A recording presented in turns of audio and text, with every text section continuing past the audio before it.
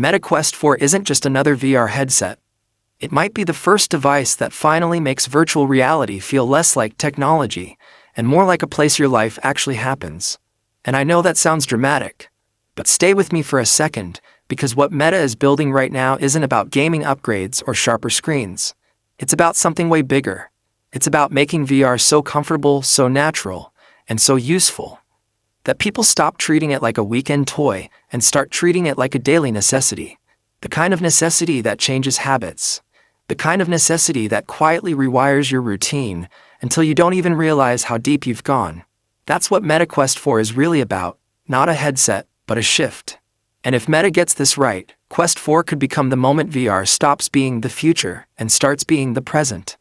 Because here's the uncomfortable truth. VR has been impressive for years, but it hasn't fully won the average person yet. People try it, they love it, they get amazed. And then weeks later the headset is sitting on a shelf collecting dust like a gym membership you paid for and forgot about. And it's not because VR isn't fun. It's insanely fun. The reason people stop is because of friction. Small annoyances that stack up until the brain decides, this is too much effort. The headset feels heavy. The strap is uncomfortable. The battery dies too fast. You get sweaty.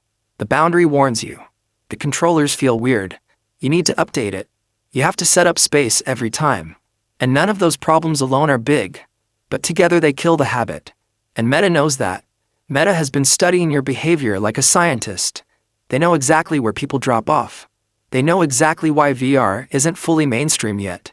And Quest 4 is rumored to be the headset designed to remove those barriers so aggressively that VR becomes effortless.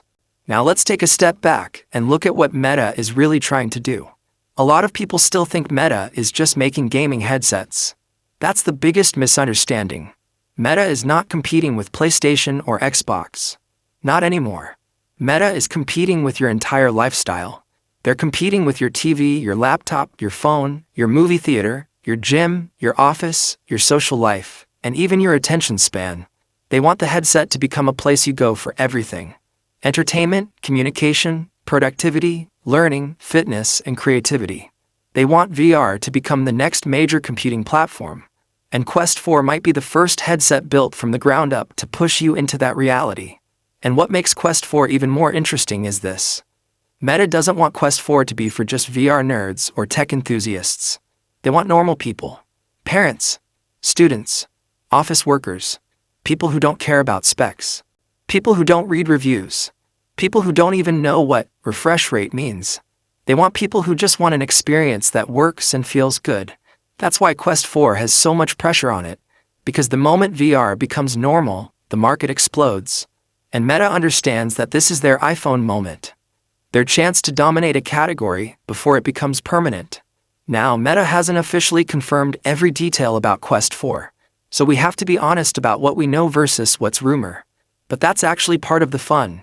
Because when it comes to Meta, the most important signals come not from announcements, but from behavior. What Meta invests in, what they release, and what problems they focus on solving. And if you connect the